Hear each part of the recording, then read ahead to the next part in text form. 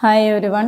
ഇന്ന് നമ്മൾ ഡിസ്കസ് ചെയ്യാൻ പോകുന്നത് ഫിനാൻഷ്യൽ അക്കൗണ്ടിങ്ങിൽ unit number 17 joint venture account. നമ്മൾ ഇതുവരെ ചെയ്ത അല്ലെങ്കിൽ പ്രാക്ടീസ് ചെയ്ത അക്കൗണ്ടിൽ നിന്നൊക്കെ വിഭിന്നമായിട്ട് മറ്റൊരു ചാപ്റ്ററാണ് ജോയിൻറ്റ് വെഞ്ചർ അക്കൗണ്ട്സ്. അതിൻ്റെ പേരിൽ തന്നെ ഉണ്ടെന്ത്, രണ്ടോ അതിലധികമോ ആളുകൾ ചേർന്ന് നടത്തുന്ന ഒരു സംരംഭമായിരിക്കും എന്ത്, ജോയിൻറ്റ് വെഞ്ചർ എന്ന് പറയുന്നത്. ഇപ്പോൾ പാർട്ട്ണർഷിപ്പ് പോലെ തന്നെയുള്ള ഒരു ബിസിനസ് ഫോമാണ് ജോയിൻറ്റ് വെഞ്ചർ എന്ന് പറഞ്ഞാൽ.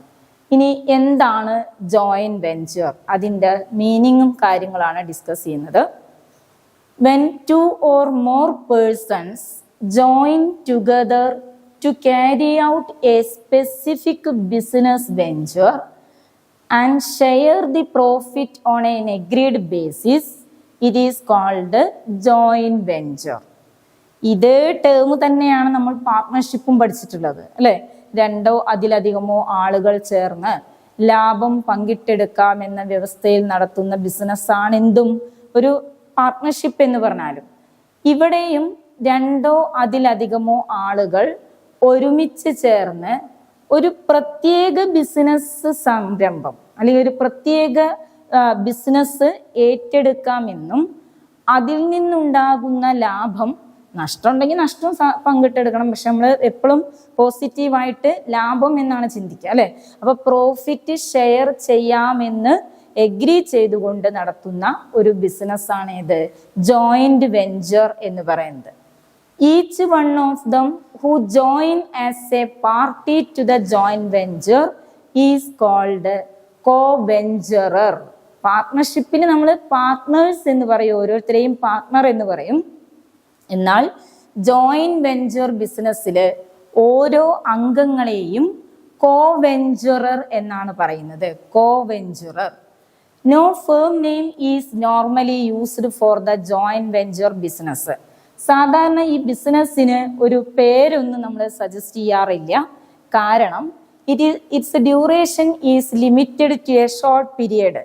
ഒരു ഷോർട്ട് പീരിയഡിലേക്കാണ് ഈ ജോയിന്റ് വെഞ്ചർ ബിസിനസ് നമ്മൾ സ്റ്റാർട്ട് ചെയ്യുന്നത്. ഒരു പാലം പണി അല്ലെങ്കിൽ ഒരു റോഡ് പണി അല്ലെങ്കിൽ ബിൽഡിംഗ് കൺസ്ട്രക്ഷൻ, അങ്ങനെയൊക്കെ ഒരു പെർട്ടിക്കുലർ ഒബ്ജക്റ്റീവ് പൂർത്തീകരിക്കാനാണ് ജോയിന്റ് വെഞ്ചർ ബിസിനസ് രൂപീകരിക്കുന്നത്. അതുകൊണ്ട് തന്നെ അതൊരു ഷോർട്ട് പീരിയഡിലേക്കുള്ള അറ്റംപ്റ്റ് ആയതുകൊണ്ട് അത്തരം ബിസിനസ്സുകൾക്ക് അവര് പേര് സജസ്റ്റ് ചെയ്യാറില്ല. During this period, co-ventures are free to carry on their own business as usual unless agreed otherwise. അപ്പൊ ഈ പീരിയഡിൽ അവർ വേറെ ഏതെങ്കിലും ബിസിനസ്സിൽ ഓൾറെഡി എൻഗേജ്ഡ് ആണെങ്കിൽ ആ ബിസിനസ്സും അവർക്ക് ചെയ്യാം. അതോടൊപ്പം ഈ കോ-വെഞ്ചർ അല്ലെങ്കിൽ വെഞ്ചർ ബിസിനസ്സിലും ജോയിന്റ് വെഞ്ചർ ബിസിനസ്സിലും അംഗമാകാം. അപ്പോൾ ഒരേ സമയം ഒരാൾക്ക് തൻ്റെതായിട്ടുള്ള ബിസിനസ് കാര്യങ്ങൾ അതൊക്കെ വേണമെങ്കിൽ വേറെ നോക്കി നടത്താം, ഏതിനോടൊപ്പം, ഈ ജോയിന്റ് വെഞ്ചർ ബിസിനസ്സിനോടൊപ്പം. ഇനി the business relationship among the co-venturers comes to an end as soon as the venture is completed. എപ്പോൾ ആ സംരംഭം അവസാനിക്കുന്നു, ഇപ്പൊ ഒരു ബിൽഡിംഗ് കൺസ്ട്രക്ഷൻ ആണെങ്കിൽ ഇപ്പൊ ഒരു 6 month കൊണ്ട് ആ കൺസ്ട്രക്ഷൻ കംപ്ലീറ്റ് ചെയ്തു എങ്കിൽ ആ 6 month കൂടിയിട്ട് അവര് തമ്മിലുള്ള റിലേഷൻഷിപ്പ് അവിടെ അവസാനിക്കുന്നു. എന്ത് വെഞ്ചർ, എന്ത് സംരംഭമാണോ അവർ ഏറ്റെടുത്ത് നടത്തുന്നത്, അത് കഴിഞ്ഞ ഉടനെ അവര് തമ്മിലുള്ള ബന്ധം അവിടെ, റിലേഷൻഷിപ്പ് അവിടെ കംസ് ടു ആൻ എൻഡ്, അവസാനിക്കുന്നു. Thus, a joint venture is some kind of temporary partnership ആണ്. എന്നാൽ ഇപ്പൊ പങ്കാളിത്ത ബിസിനസ്സുകളാണെങ്കിൽ ദീർഘകാലങ്ങളോളം അത് കണ്ടിന്യൂ ചെയ്യാം അല്ലെ. എന്നാൽ ഇവിടെ എന്താണ്, ഒരു പങ്കാളിത്ത രൂപേണ നടത്തുന്ന സ്ഥാപനമാണ് അവിടെ temporary partnership between 2 or more persons who have agreed to jointly carried out a specific venture. The joint ventures are quite common in construction business.